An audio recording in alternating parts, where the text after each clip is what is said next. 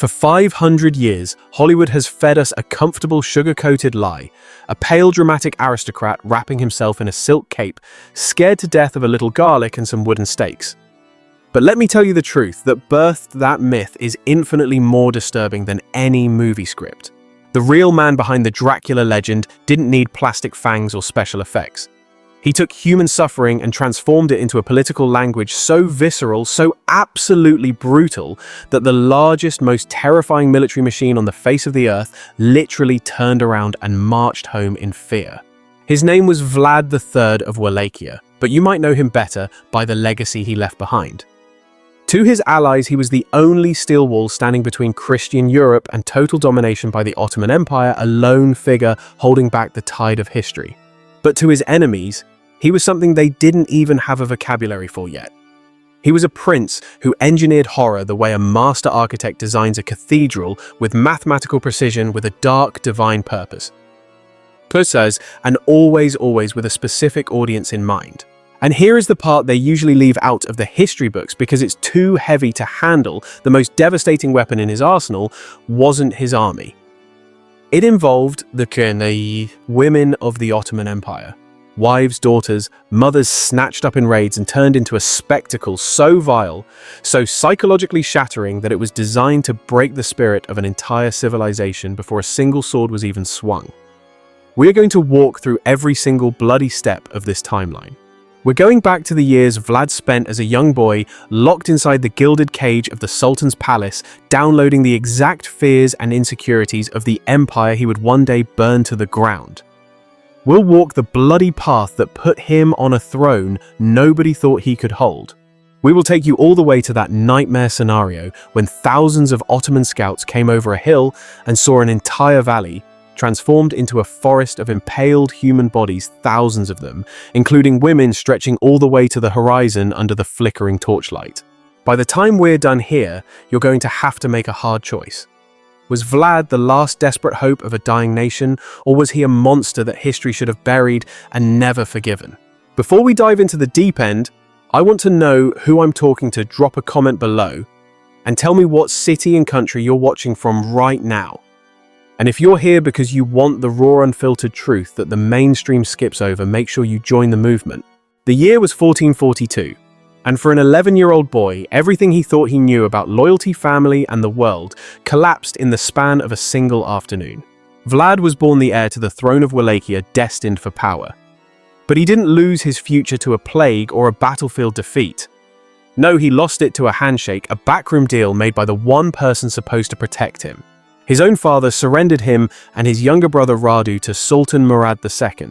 They were handed over as human collateral, breathing guarantees that the father would stay loyal. They weren't exchange students, they were currency. Flesh and blood proof that Wallachia wouldn't dare step out of line. Imagine that for a second. Raised on stories of how cruel the Ottomans were, and then your own father hands you over to them. The betrayal was absolute. One minute he's a prince, the next he's a pawn. Suddenly he's a captive walking through palace corridors that echo with the language of his enemy. The entire atmosphere shifted. The prayers sounded different. The customs were alien. The world had flipped upside down. Every face watching him belonged to the very people his family had warned him about since he was in the cradle. But the physical danger wasn't the worst part. The deepest wound was the realization that his father had weighed his sons against his political power and chose the power. The place that forged him into a weapon was an Ottoman citadel far removed from anything familiar. This was a fortress where authority wasn't just administrative, it was theatrical. Power here was a performance art. Inside those walls, Vlad and his brother Radu were raised right alongside the Sultan's own son Mehmed, the future conqueror who would one day tear down the walls of Constantinople. They were playing with the kids who would grow up to destroy their world. On the surface, it looked like a privilege, a royal education, but underneath it was a leash, a golden cage. If their father ever broke his word, his sons' heads would be the first things to roll. The brothers got an education that most European nobles couldn't even fathom. We're talking philosophy, astronomy, multiple languages, theology, the fine art of calligraphy. They were trained to ride like warriors and think like generals. But the lessons that really stuck, the ones that rewired Vlad's brain, didn't come from a textbook. They came from what he saw with his own eyes when someone was foolish enough to challenge the empire holding him prisoner. He watched closely how the Ottomans handled dissent within their own elite janissary corps. He saw exactly what happened to towns that decided they didn't want to pay their taxes or tribute. He watched officers get broken not in secret dungeons but out in the open courtyards. Every scream was a lesson. Every drop of blood was a syllable in a message. Inside that empire, fear was never an accident, it was a strategy. It was psychological architecture. When a settlement defied the Sultan, they didn't just conquer it, they unmade it. They destroyed it in a way that would echo across every province for 1,000 miles. The aftermath was always left on display. Bodies arranged like grim statues where the trade caravans had to pass. Ruins left smoking as permanent monuments to disobedience. Vlad was downloading all of it, the choreography of the execution, the placement of the remains. He learned that a single act of extreme violence, if you staged it correctly, could govern a massive territory without you ever having to lift a finger again. It was savagery dressed up as high-level statecraft. Now, his brother Radu. He coped by surrendering. He drank the Kool-Aid. He embraced Islam, adopted the customs, and became the darling of the Ottoman court. The silk robes, the hypnotic music, the intellectual debates, Radu loved it. He thrived in it. But Vlad went the other way. Every year inside those walls, he got quieter, colder, and more observant. He didn't assimilate, he calculated. He studied that empire the way a wolf in a cage studies the latch. He memorized every routine, every vulnerability, every blind spot his captors had. During those long, freezing nights in captivity, Vlad came to a conclusion that would dictate every move he made for the rest of his life. He realized that in a world where giant empires swallow nations whole, a small kingdom doesn't survive by being nice. It doesn't survive through diplomacy, it survives by becoming so terrifying that even the biggest predator on the block thinks twice before taking a bite. You cannot afford to be prey. You couldn't just be a threat, you had to be a nightmare. You had to become something so unpredictable, so savage, that the giants would rather walk around you than step on you. Compassion in that brutal equation was just a fancy word for suicide. That citadel wasn't a school, it was a workshop for psychological warfare. Vlad witnessed interrogations, floggings, beheadings, all done with chilling robotic discipline. He studied the timing. How long do you leave the body up? Where do you place the head, so the maximum number of people see it? How do you make the image of suffering outlast the pain itself? The principle was dark but elegant. If you expose the mind to enough horror, it surrenders long before the body actually dies. It's mind control through trauma. Years ground on. When Vlad was finally released and sent back to Wallachia, the innocent boy who had been traded away was gone, dead and buried. In his place stood a man who had spent his most formative years in the belly of the beast. He didn't come out converted. He came out weaponized. His intellect was razor sharp, and any warmth he once had was buried under layers of calculated ice. He marched toward his homeland with one single conviction burned into his DNA. Wallachia would either become something the world feared, or it would cease to exist. But what was waiting for him wasn't a welcoming party. Wallachia was a mess, a bruised strip of land crushed between two superpowers, Catholic Hungary pushing from the north and the Ottoman machine grinding from the south. The economy was trash. Lawlessness was spreading like a virus. The poor were starving, while the local elites, the boyars, were getting fat on corruption. These nobles had turned treachery into an art form over generations. They had overthrown rulers, switched sides whenever the wind blew, and most unforgivably, they had orchestrated the assassination of Vlad's father and buried his older brother alive. This wasn't just politics for Vlad. This was vengeance fused with survival. He knew with absolute clarity that if he tried to play nice, if he tried to negotiate with this rotting system, the boyars would chew him up and spit him out just like they did everyone else. If he wanted a nation that could stand up to the Ottomans, he first had to purge the cancer growing inside his own house. His opening move was disguised as a celebration. Vlad summoned the nobility to a massive banquet at Targovishte, his royal seat. He rolled out the red carpet, exquisite food, expensive gifts, and rivers of spiced wine, lulling them into a false sense of security before the hammer dropped. He let them think they had won. He allowed them to feast, to drink, to puff out their chests and posture, fully convinced that this new prince was just another puppet they could manipulate. Right there in that hall, raising their cups in a toast to him, were the very men, the snakes, who had personally dipped their hands in the blood of his family. Not a single one of them had the slightest clue that the meal they were enjoying would be the last thing they ever tasted. It was the calm before the storm. When the final toast echoed off the walls and the torches began to flicker and fade, Vlad didn't just speak, he unleashed hell. The doors slammed shut, sealing their fate instantly. Armed soldiers flooded the hall like a tidal wave. The masquerade was over. Dozens of these high-ranking boyars were slaughtered right where they sat, their blood mixing with the wine. The rest were dragged away in chains, kicking and screaming, realizing too late that their time was up. But you have to understand, Vlad wasn't just interested in taking out a few bad apples at the top. His vision was far more radical.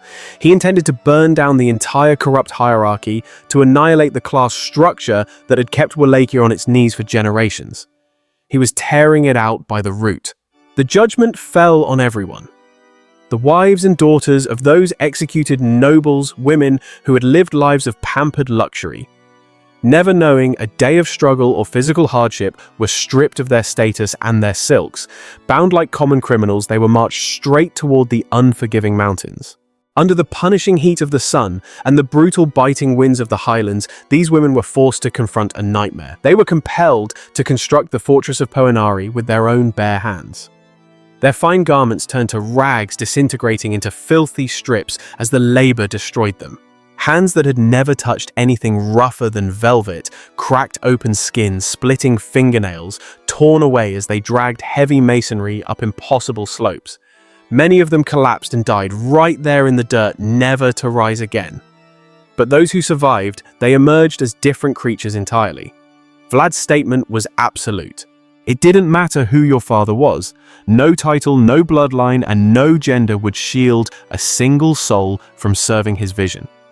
In his world, you were either a functioning, obedient piece of his new state, or you were raw material to be consumed in its construction. From that point forward, his domestic rule operated on a single terrifying principle: total obedience or total destruction. There was no grey area. Theft, laziness, dishonesty, nothing was treated as a minor infraction. It was all treason against the order he was building. The legends speak of a golden cup he left at a public fountain right in the town square, available for any traveler to use. And guess what? It sat there untouched for years. Why?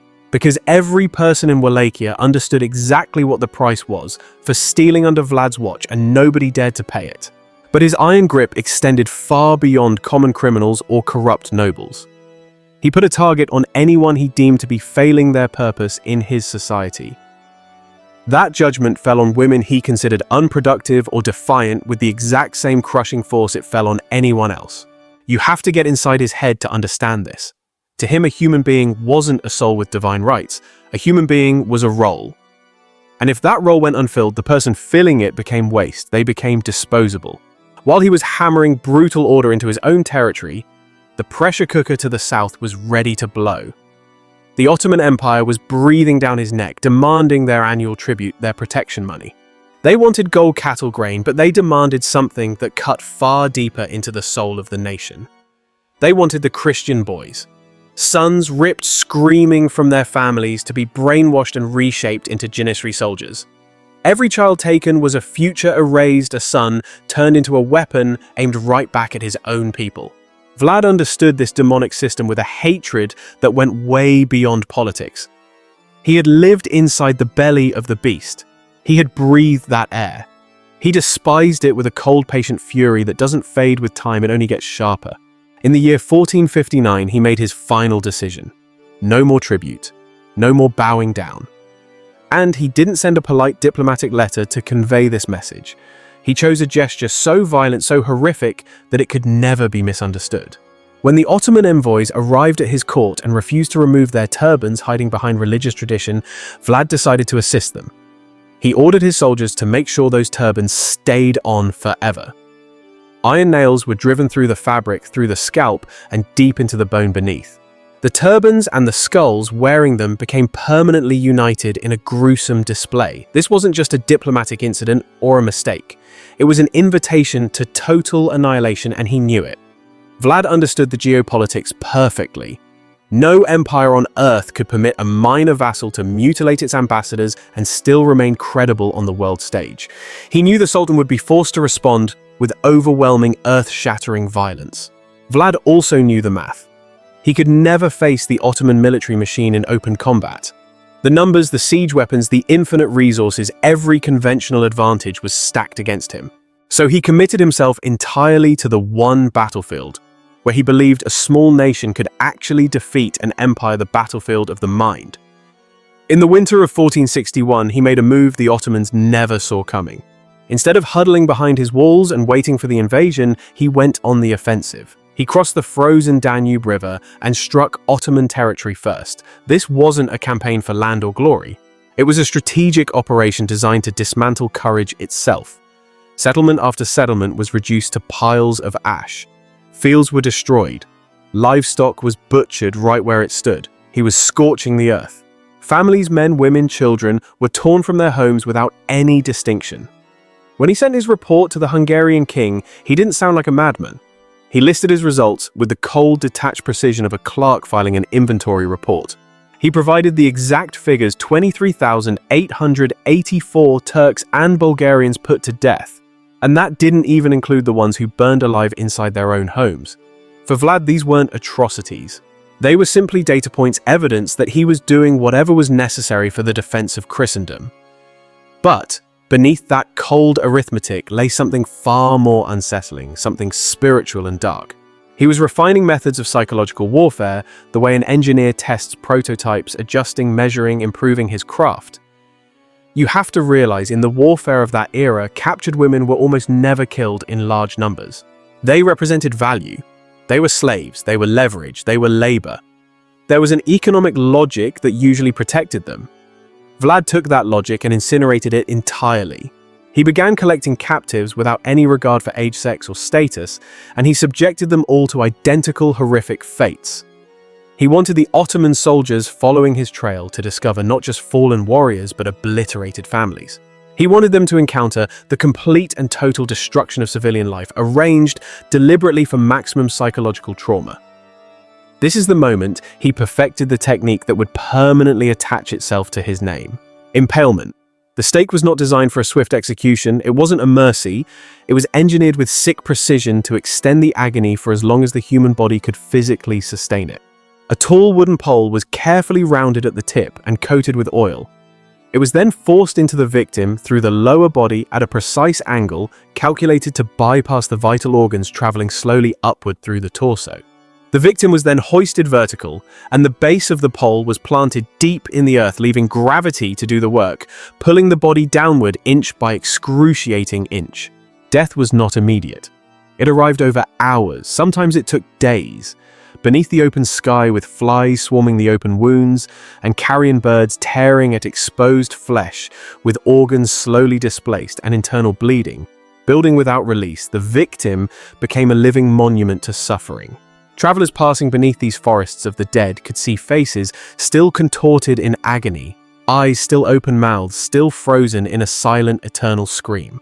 It was brutality transformed into a public art installation, and Vlad deployed it with increasing sophistication.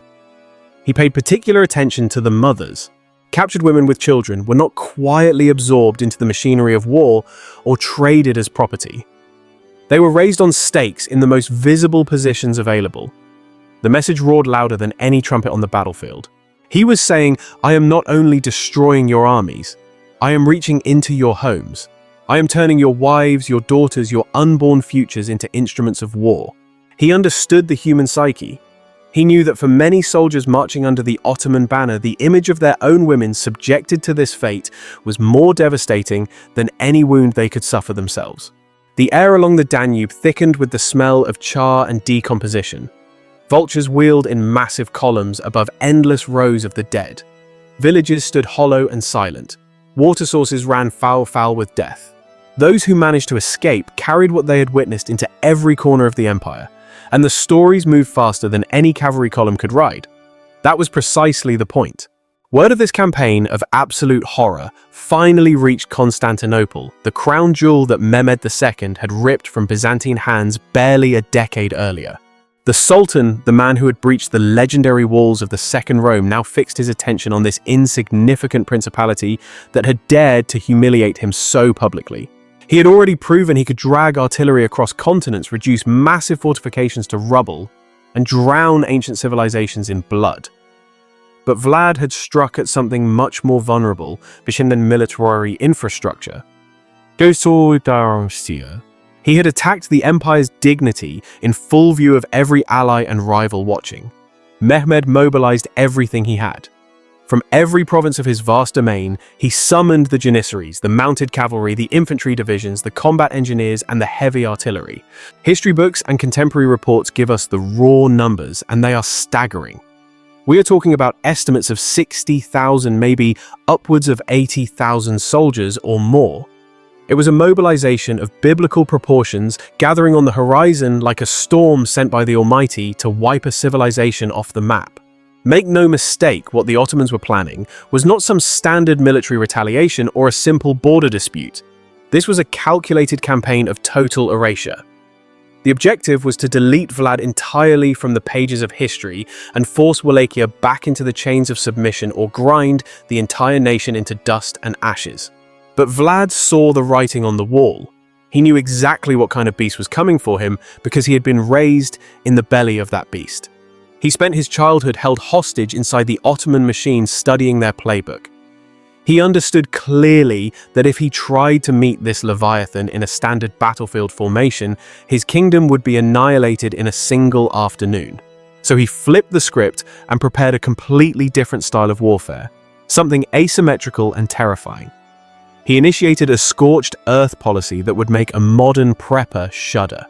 Vast acres of croplands were set ablaze, burning the food supply before the invaders could take a single grain. The wells, the very source of life, were contaminated with rotting animal carcasses and lethal poisons.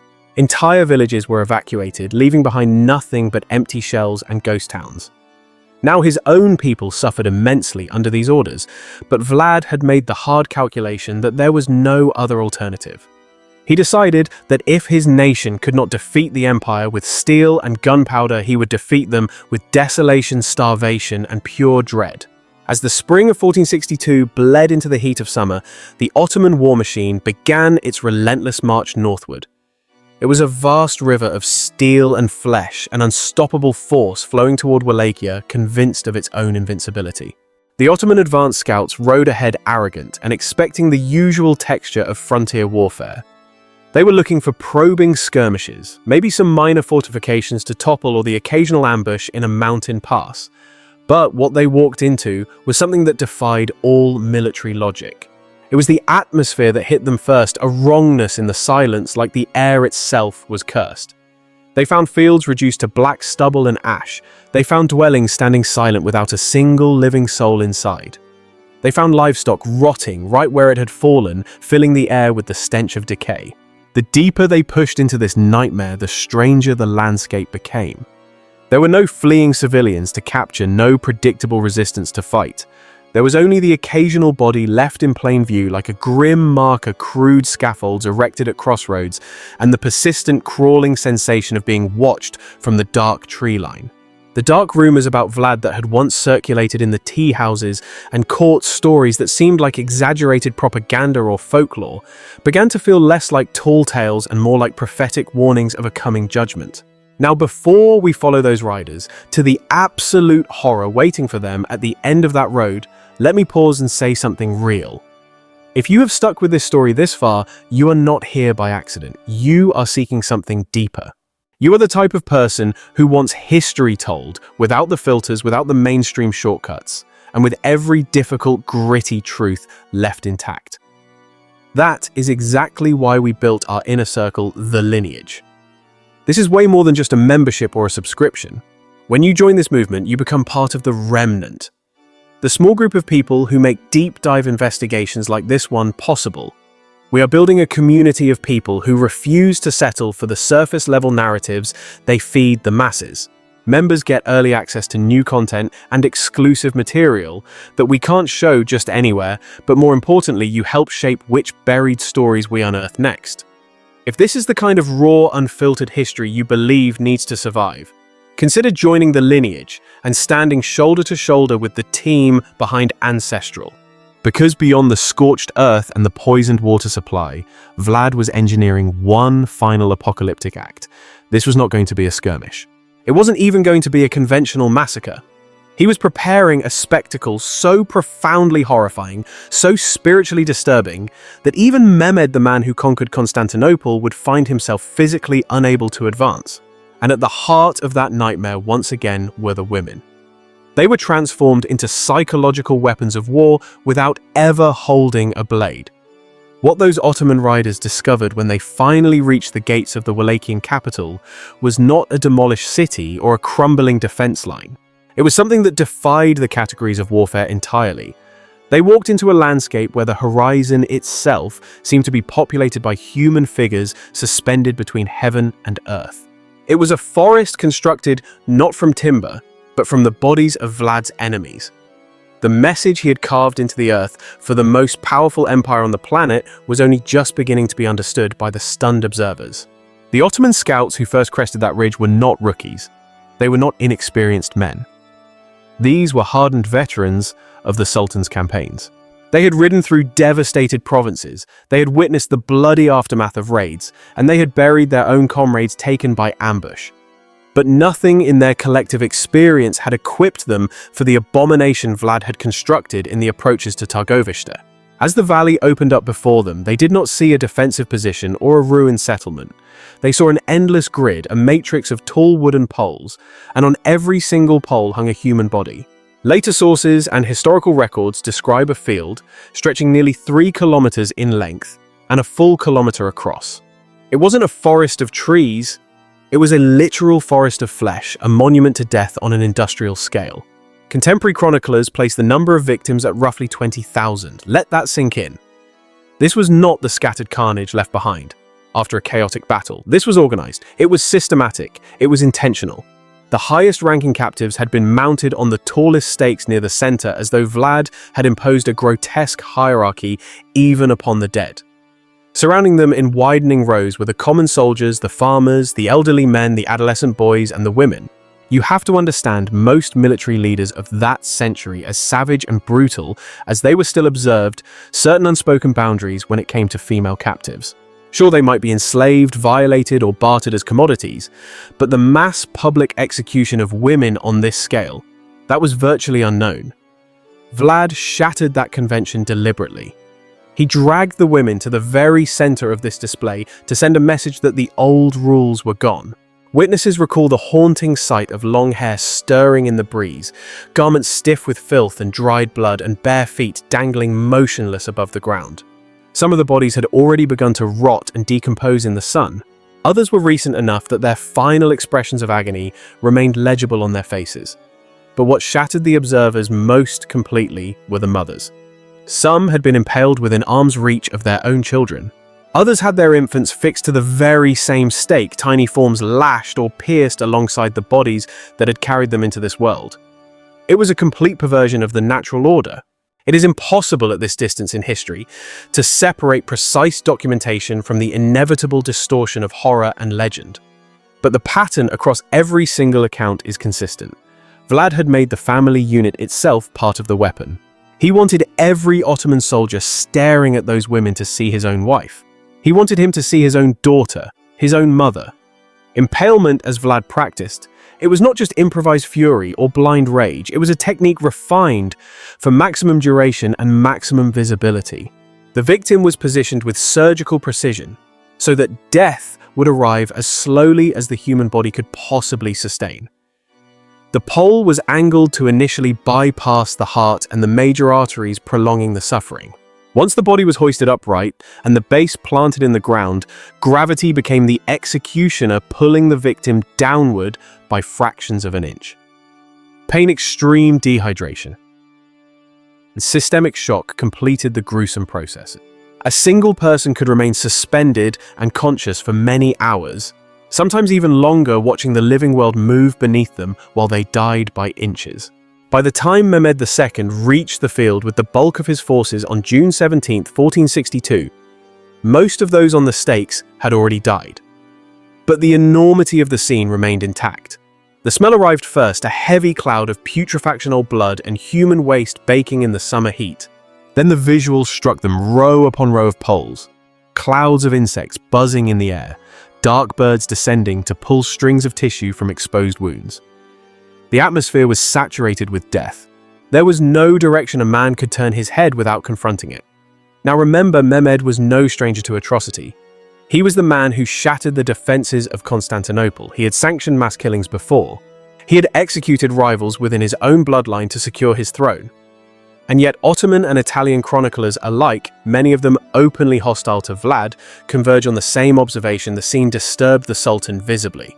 One account describes the Sultan pulling his cloak across his face as he rode past the rows of the dead, physically unable to hold his gaze on what his enemy had engineered. He couldn't look at it. Different sources preserve different versions of what passed through his mind in that moment, but all of them orbit the same realization. How do you wage war against a man willing to do this? How do you break someone who has already abandoned every convention, every boundary of ordinary conduct, just to terrify you? It's psychological domination. In certain versions of the story, Mehmed is said to have acknowledged that a ruler capable of such acts possessed a value and a will that transcended any piece of territory. It was revulsion braided with an involuntary recognition of the demonic willpower behind it. The damage to the army ran deeper than just its commander's composure. The soldiers filling the Ottoman ranks were not religious extremists or men indifferent to human suffering. They were ordinary men with farms and families scattered across Anatolia and the Balkans. Looking at those impaled women and children, they did not process the scene as a foreign atrocity committed against strangers. They saw a reflection of their own worst nightmares. They didn't just see dead bodies, they saw a gruesome trailer for their own potential destruction, a terrifying preview of what could happen to their wives and children back home. That terror bled through the encampments like a highly contagious virus, infecting every rank. You had hardened men vomiting in the dirt from pure stress, while others lay wide awake all night staring at the dark, terrified to close their eyes. The unit cohesion that held the army together began to fracture under the weight of the psychological strain. Mehmed looked at the situation with the cold, hard pragmatism that had built his reputation as a conqueror. He realized his soldiers were running on fumes, completely drained from weeks of endless marching and dealing with relentless ghost-like guerrilla attacks. Their supply chains were snapping because Vlad had pulled a classic scorched earth move, burning his own fields and poisoning the water wells before the Ottomans could get anywhere near them. It was total resource denial. The field of the impaled had smashed into the army's morale like a heavy siege engine, but this one was aimed right at their minds instead of their fortress walls. This wasn't the type of warfare Mehmed was used to. He understood open battlefields and calculated sieges, not this psychological horror show. It was a grinding war of attrition against the human spirit itself, with no decisive knockout blow in sight. For what might have been the very first time in his legendary military career, the conqueror looked at the odds and gave the order to pull the plug and turn back. The command went out over the lines withdraw. The most terrifying and formidable military machine in the known world threw it in reverse and marched south, leaving Wallachia unconquered. Technically, Vlad hadn't defeated the Empire's forces in a standard fight. He hadn't wiped out a single Ottoman division in open head-to-head combat. But he had pulled off something that basically no military strategist of his era thought was even remotely possible. He had forced the Ottomans to run the numbers and conclude that the return on investment for fighting him on his home turf was way higher than they were willing to pay. That victory, however, came with a bill so steep it practically bankrupted the soul of the nation. Wallachia was left looking like a hollowed-out shell, completely gutted by the conflict. Its population had been chased out of their homes, scattered into the deep forests like hunted animals, or ground into dust by forced service. The land itself had been weaponized, turned into a trap, and the people were treated like expendable spare parts in a national defense strategy that valued the survival of the state above absolutely everything, including the lives of the people it was supposed to protect. Vlad had managed to keep his grip on the throne for another season, sure, but he did it by dragging his country and his own humanity across every moral red line imaginable. And the worst part was the movie wasn't over yet. The conflict was far from finished. Mehmed was smart enough to know that sending another massive army northward would just be hitting the replay button on the same nightmare, just on a different calendar year. So he reached into his bag of tricks for a more elegant, precise weapon, Vlad's own flesh and blood. Enter Radu, the younger brother who had grown up in the luxury of the Ottoman court.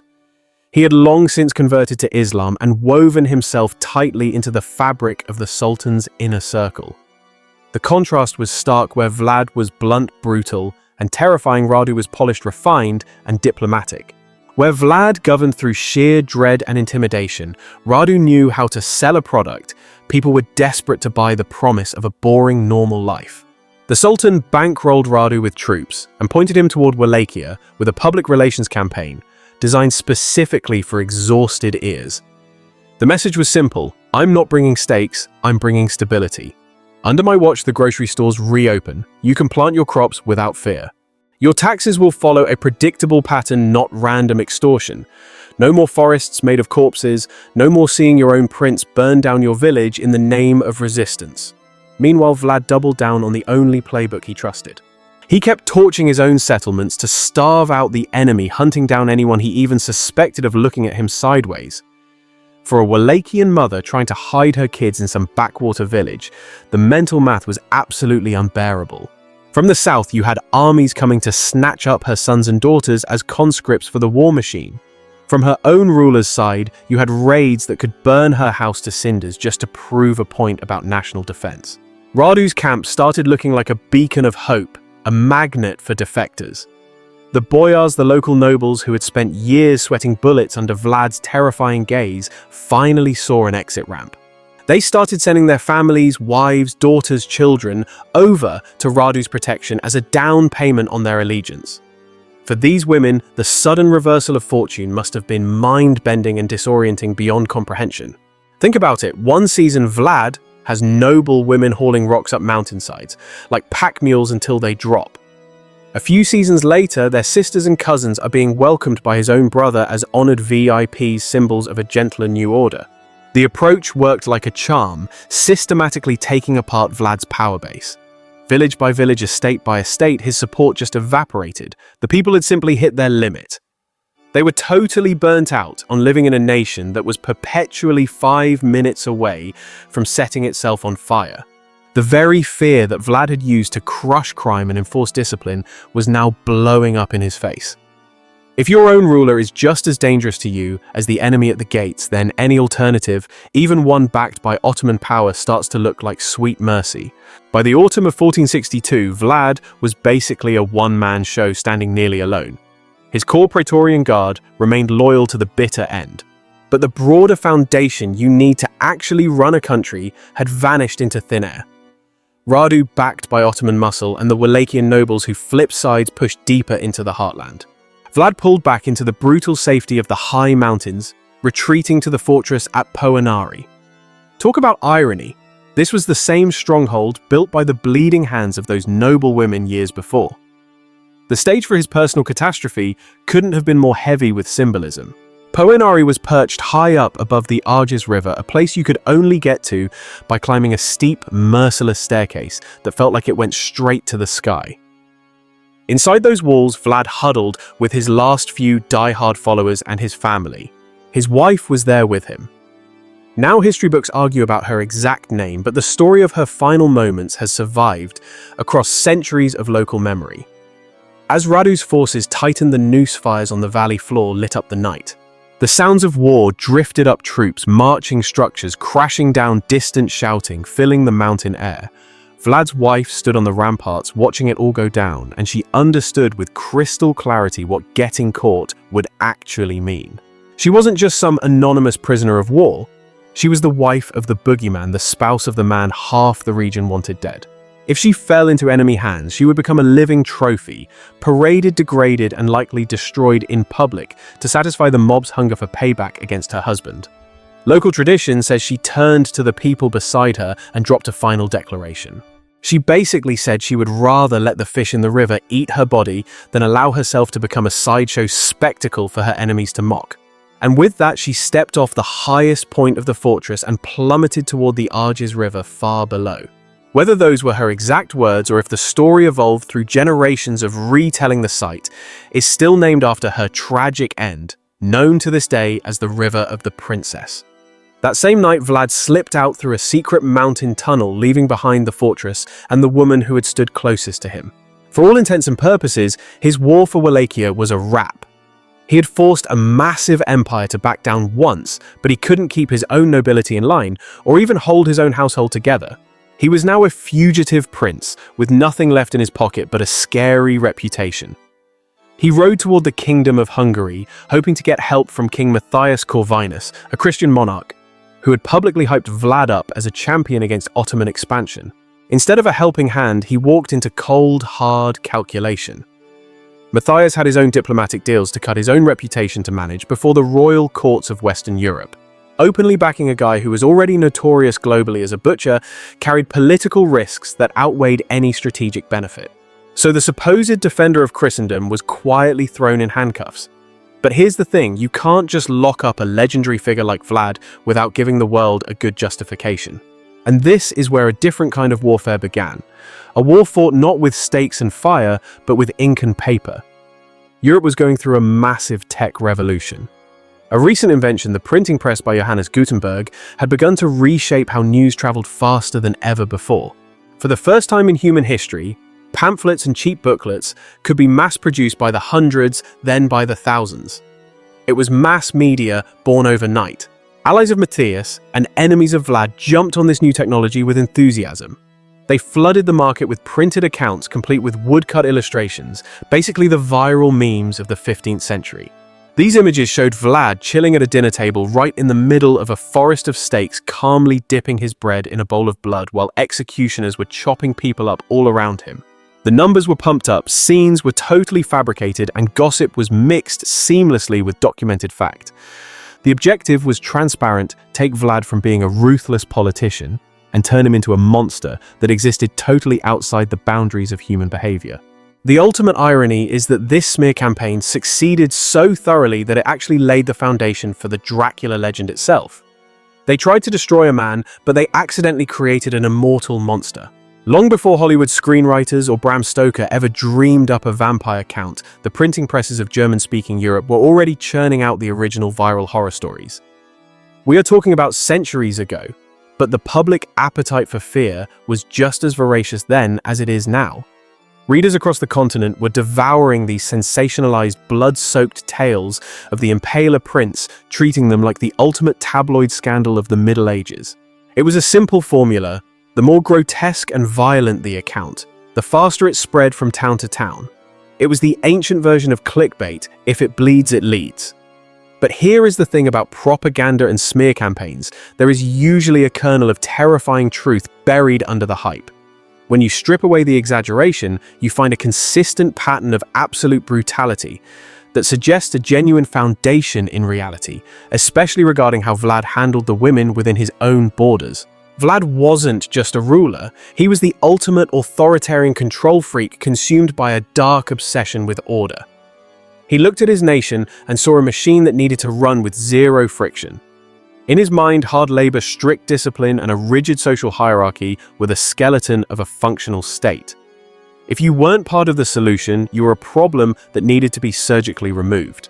And God helped the women who stepped out of line. When women deviated from the specific roles he had cast for them, he didn't show mercy. He could be just as ruthless and lethal within his own territory, dealing with his own subjects, as he was against any invading foreign army on the battlefield. The domestic front was just another war zone to him. There is this one story that keeps showing up in the historical records preserved across multiple sources. It doesn't happen on a battlefield. It starts with a simple peasant and a shirt. Vlad spots a man walking around wearing a ragged, poorly made tunic that looked like it was falling apart. He stops the man immediately and demands to know why he is walking around looking like a vagrant in his kingdom. The man shrugs and replies that his wife hadn't managed to sew him anything better. Now, in most royal courts, this might have provoked a laugh or a minor scolding, but Vlad interpreted it differently. He saw it as something far larger and more sinister.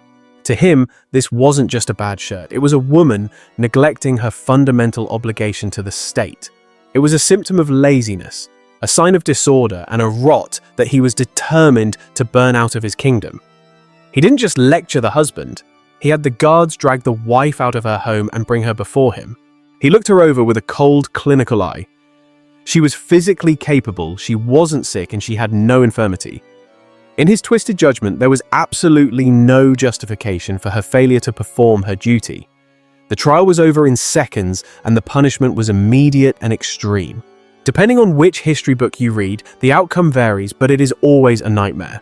Some versions record that he ordered both her hands chopped off right there so she could never fail to work again. Others claim she was impaled, turned into a human billboard as a public warning. Regardless of which account is precise, the message was identical. Under the Impaler's rule, the distance between a domestic shortcoming, like bad sewing, and a death sentence had been reduced to absolutely nothing. It was a zero-tolerance policy taken to a psychotic level. Let me give you another example, preserved in an old Slavic manuscript. It describes a widow who was seen in public speaking and laughing just a few days after her husband was buried. For any normal observer, this could have been grief expressing itself through nervous energy, or maybe just a woman seeking the comfort of human contact to keep from falling apart. But Vlad didn't see a grieving human being. He perceived it as defiance. He declared that her conduct was an insult to the memory of her dead husband and a direct violation of the moral framework he was determined to enforce at the point of a spear.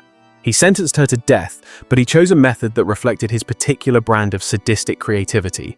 It wasn't enough to just kill her. He had to make a point about her internal character. He ordered the executioner to cut her chest open. Why?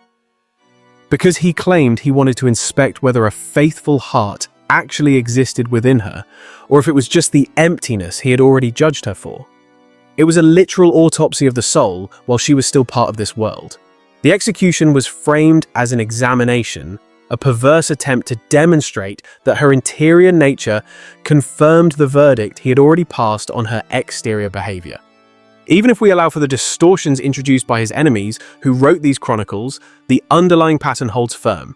Vlad regarded women not as individuals deserving protection or empathy, but as functional units within his system. If they labored, obeyed, and conformed to his rigid expectations, they were allowed to be invisible. If they did not, their bodies could be repurposed as instruction manuals for everyone else. Now, before we follow the final chapter of Vlad's life and trace how his memory was reshaped into a global myth, I want to point you towards something worth your attention. If stories like this pull you in real power, real blood, and real human beings crushed between the gears of history, then you deserve a physical connection to this world. Check the pinned comment below. You will find a link to what I believe is the definitive dark history volume for any serious collection. This is not some casual paperback you pick up at the airport. It is a dense, substantial book filled with the most ruthless figures, the bloodiest chapters, and the darkest conspiracies humanity has ever produced. It is the kind of book you can set on a table and feel the gravity of centuries resting in your hands. If you know someone who considers themselves a history expert and thinks nothing can surprise them anymore, hand them this. It will prove them wrong. Or keep it on your own nightstand as a nightly companion of terrible truths you open before the lights go out. Just be warned, it is not for the faint of heart. If this deep dive style of investigation is the kind of content that keeps you watching, you will want this within reach. Hit the link in the pinned comment and add it to your personal archive. Because we are not finished with Vlad, not yet. We have watched him terrorize an empire, we saw him lose his wife to the cliffs of Poenari, and we witnessed a prisoner transformed into a printed monster by his enemies. But the final act of his life, the manner in which his head was separated from his body and sent to a city he never ruled. And the way modern tourists now wander through castles searching for a vampire who never existed there. That part of the story still remains to be told. And running through all of it are the same unresolved questions that haunt this entire saga. What does history choose to remember? What does it choose to bury, and why do the women who suffered the absolute most under his reign still stand in the deepest shadows of his legend? Vlad's years in Hungarian custody were not spent chained in a stone pit like an animal. But make no mistake, the cage was real nonetheless. Inside the luxury castles and fortified residences of King Matthias Corvinus, He had a front row seat to a different machinery of power, this time operating from the western side of the chessboard. Matthias needed Vlad alive for a very specific reason. A dead warlord is useless but a living hostage. That has leverage. That is a bargaining chip. Across Europe, Matthias was selling himself to Rome and to every Christian court as the great bulwark against Ottoman expansion. He was raising funds and support by claiming to be the shield of Christendom, explaining why he had imprisoned one of the only rulers who had actually made the Sultan flinch required a narrative. It needed a justification that could be printed and distributed at scale. And that is exactly what appeared. In German market towns and Central European trading cities, small books and folded pamphlets began rolling off the new Gutenberg presses. They told stories of a Wallachian prince who feasted calmly at long banquet tables, while thousands of impaled victims surrounded him in every direction. Woodcut illustrations showed him eating with steady hands, as bodies hung from stakes in the background, with executioners severing limbs just paces away. It was the 15th century equivalent of a viral smear campaign. Every new edition sharpened his outline into something less than human. Figures were exaggerated, anecdotes were distorted, but the central thesis embedded itself permanently in the public mind. Vlad was not merely a harsh ruler anymore. He was a phenomenon that exceeded the normal vocabulary of cruelty. Political necessity and genuine memory tangled together into something inseparable. Survivors who had witnessed his methods firsthand provided the raw material, and then printers amplified, embellished, and repackaged those accounts to move more copies. It wasn't just history, it was business. The man who had spent his entire career wielding terror as a strategic instrument now found himself imprisoned inside a terror narrative he had no power to edit. He had become a printed demon before his physical life even reached its conclusion. And buried beneath all the outrage over his monstrousness, the actual faces of his victims, especially the women who had been worked to collapse, impaled in public view, or cut apart in the name of social order, receded into the background. The monster occupied center stage. The lives he destroyed became mere set dressing for the legend. Eventually, however, the political winds around Matthias shifted direction. The Ottoman threat never disappeared, and the courts of Western Europe realized they wanted capable men willing to confront it. Practical considerations intervened as well. Alliances needed strengthening, marriages needed arranging, and borders needed redrawing. Vlad was not abandoned to permanent confinement. He was too valuable for that. He was eventually released and bound through marriage to a woman connected to the Hungarian royal family. The strategy was unmistakable. They needed to rehabilitate him. They had to transform the savage of the pamphlets back into a usable Christian prince. Vlad did not return to power as the overwhelming force he had once been. He was older, scarred by defeat and years of enforced stillness. But he still possessed something that no other available candidate could offer. He had a name that made the Ottomans hesitate and made his own neighbors lose sleep at night. With Hungarian backing and regional allies, he mounted a final campaign to reclaim the Wallachian throne around 1476. For a brief window, the crown was his again. But the country he stepped back into was not the one he had left, and neither was the man wearing the crown. The world had moved on, the game had changed, and the Impaler was walking into a future that had no place for him. The Wallachia that welcomed him back was a shattered landscape bearing the deep, ugly scars of history layered on top of one another. We are talking about entire generations that had been raised in a chaotic world where peace was a myth, knowing nothing but the endless cycle of warfare, brutal raids, and a revolving door of rulers who never lasted long enough to build anything. The local nobility, the boyars, had turned survival into a dark art form, mastering the ability to calculate the odds like gamblers.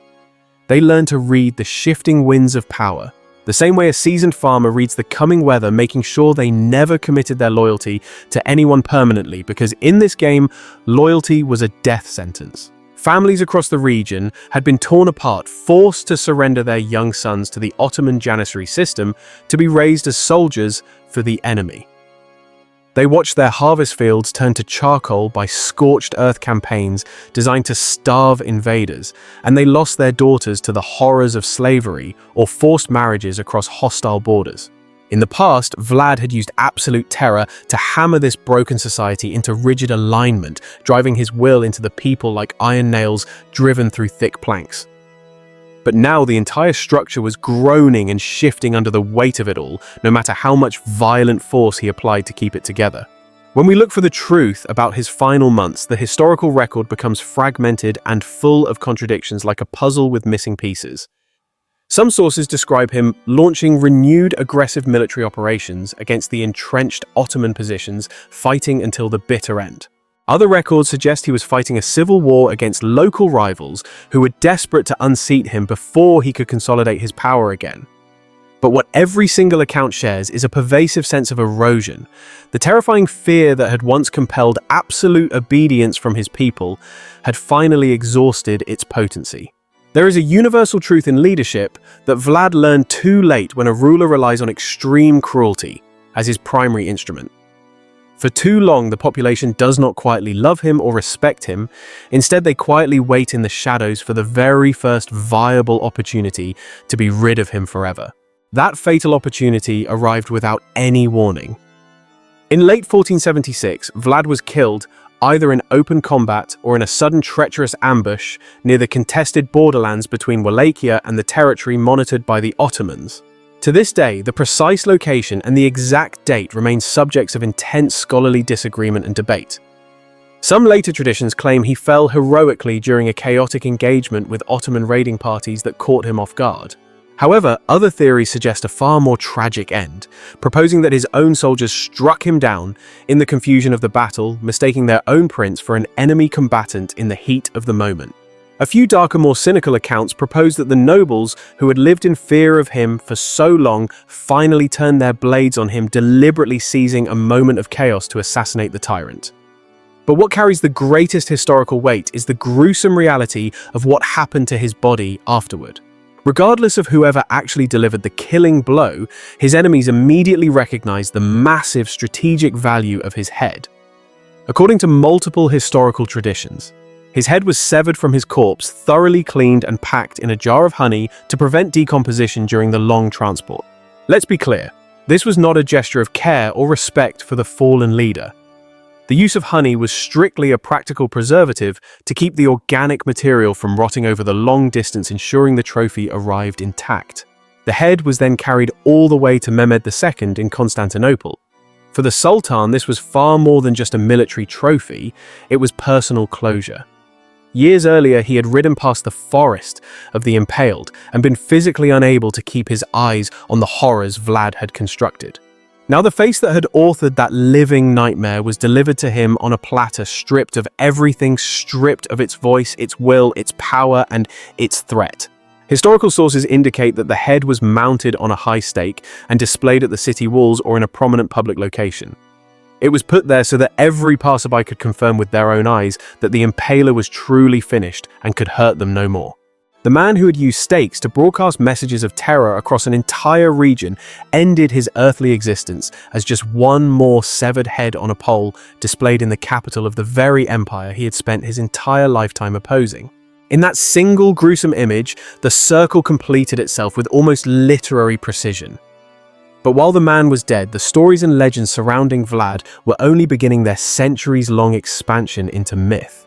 In the territories closest to Wallachia, his memory settled into something complex that resisted simple categories.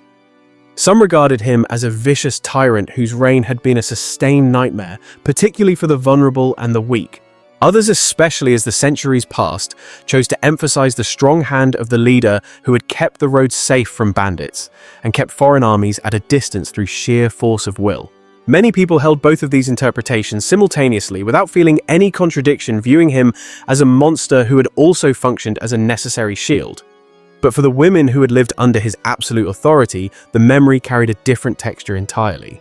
Imagine the noble woman forced to drag heavy-cut stone up the steep slopes to Panari Fortress under armed guard, watching the skin of her palms split and bleed until the rock itself was stained red with her blood.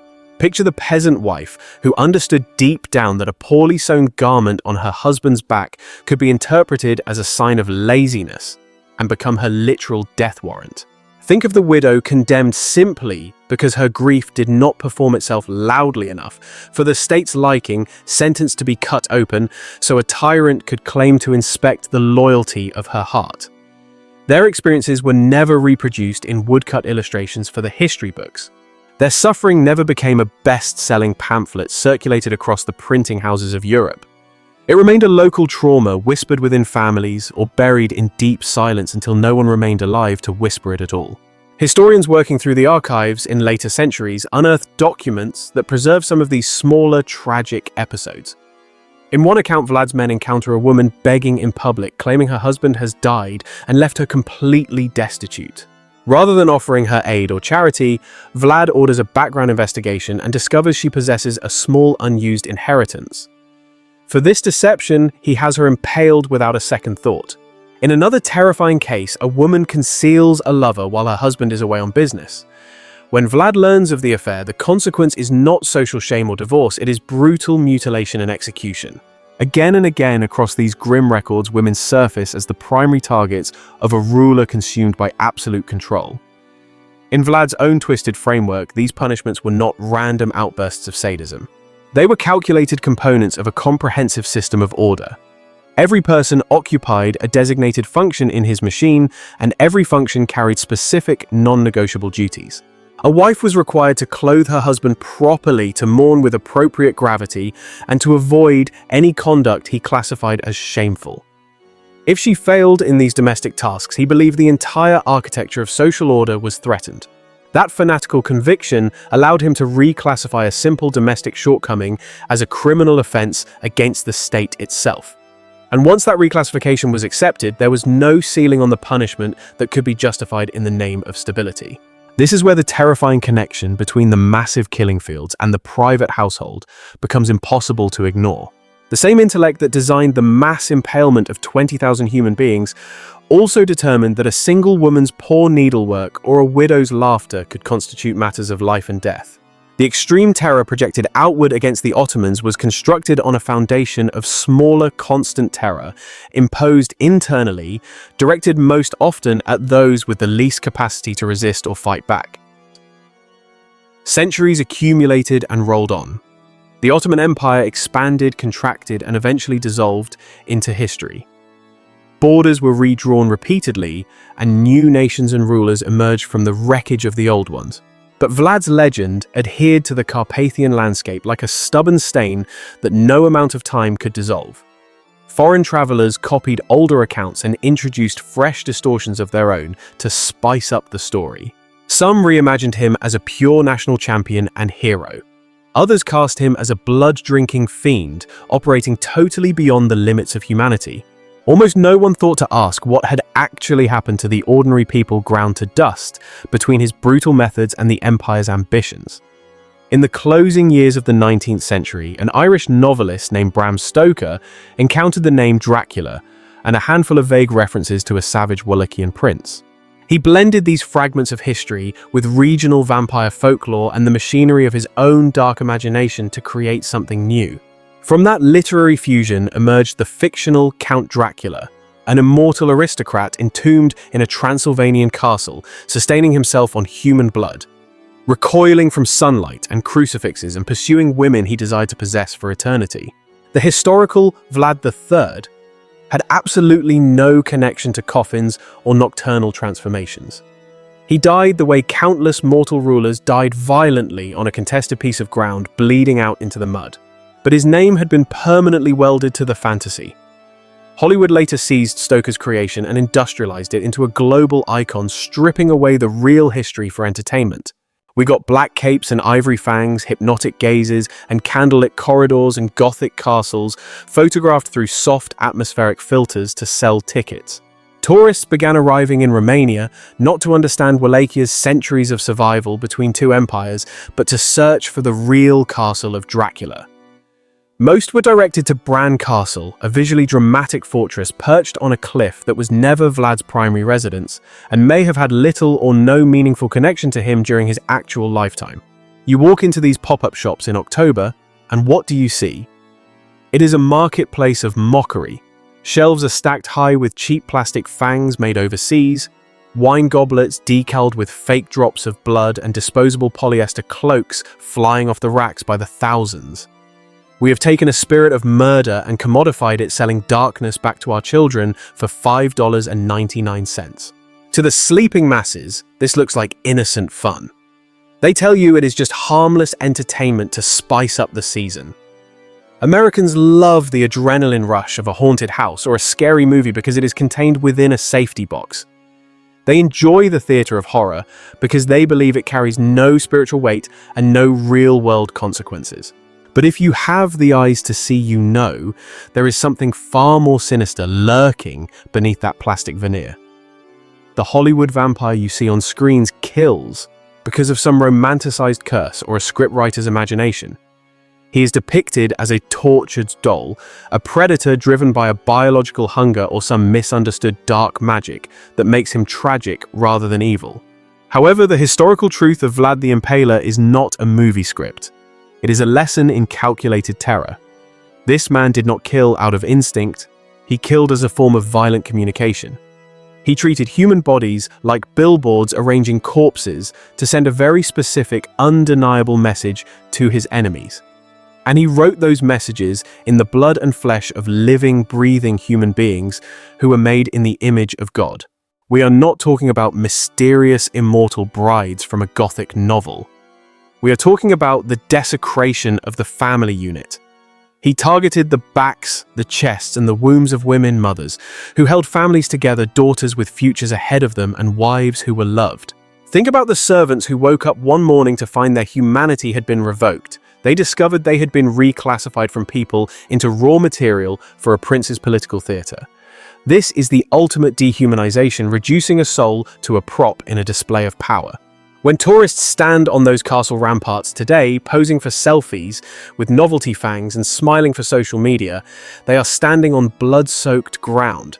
They are walking over terrain where women were forced to haul heavy masonry until the skin literally tore from their hands. When they joke about sleeping in Dracula's chambers, they are treading through a region where villagers once watched their wives and daughters marched away to be impaled or sold into slavery across borders. History itself is a cold judge. It does not resent this ignorance. History has no feelings, no tears, and no remorse about these events at all. But if truth and accuracy matter to us in 2026, those echoes of pain deserve to be acknowledged. The spirit of fear that Vlad embedded in the hearts of his enemies did not just dissolve when he took his last breath. For generations in parts of the Balkans, parents did not use his name as a joke. They invoked it the way other cultures speak of the boogeyman or a demon in the night: behave or he will come. That kind of deep-seated cultural persistence does not grow from a simple legend or a campfire story. It grows from traumatic events that scored themselves so deeply into the collective memory and the DNA of a people that even after the politics fade and the dates are forgotten, the visceral warning remains. The spirit of the age remembers that there was once a man willing to cross every line and go further into darkness than anyone else. And this brings us to the final, uncomfortable truth that we must face. Vlad did not invent the cruelty he practiced. He did not originate the act of impalement. The Ottoman Empire employed terror systematically as a tool of conquest. So did other Christian monarchs of his era, who claimed to fight for righteousness. Wallachia itself had endured violent rulers before him. But what set Vlad apart was the totality of his commitment to fear as his primary language and the demonic deliberateness with which he used women's bodies as the vocabulary within that language of terror. He looked at the categories of people traditionally considered protected under the laws of war and basic morality. He looked at wives, noble women, peasant mothers, and widows, and he saw not individuals to be spared, but instruments capable of shocking powerful men into absolute paralysis. He weaponized the innocent to break the will of the strong. That is why any honest conversation about Vlad in this era of awakening cannot stop at the simple binary question of hero or villain. The deeper, more spiritual question we need to ask is this: what happens to the soul of a civilization when terror becomes routine? What happens when those in power persuade themselves that cruelty is not a last desperate measure, but an efficient strategy for control? The physical bodies that once filled the fields outside Targovishte are long gone. The fortress of Poenari is nothing but a crumbling ruin today. The literal blood that stained the Danube washed downstream centuries ago. But the logic, the dark principality that permitted those acts, persists wherever authority treats human beings as instruments rather than ends in themselves. That spirit is still active in the world today. So the next time someone mentions Dracula and smiles about vampires haunting the Carpathian Mountains, I want you to remember this other version. I want you to see the reality behind the myth. Remember the boy who was surrendered as a hostage by his own father, betrayed by the man who should have protected him.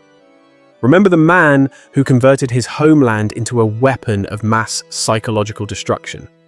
Remember the ruler who sentenced women to death over garments, tears, and rumors.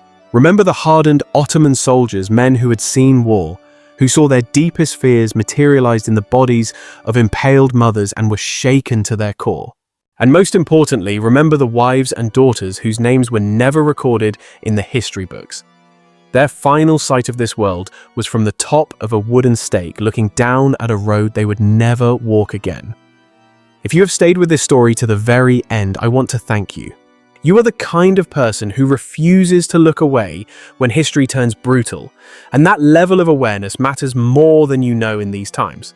If you want more investigations like this, stories that dismantle the legends and expose the real decisions, the real bodies, and the real cost of power, make sure you are subscribed to this channel and press the like button. It signals to the algorithm that dark history and hard truths deserve a place on this platform amidst the distractions. Send this video to someone who still believes Dracula is nothing more than a romantic figure in a cape. Let them see what truly stands behind the mythology, and I want to hear from you in the comments section below. After everything you have heard today, who do you believe Vlad III truly was? Was he a desperate defender, driven to extremes by impossible circumstances, or was he a man who chose to open a door to something monstrous and let it consume him? This is the home of the best dark history analysis in the world, and we are nowhere near finished digging up the truth. Stay watchful.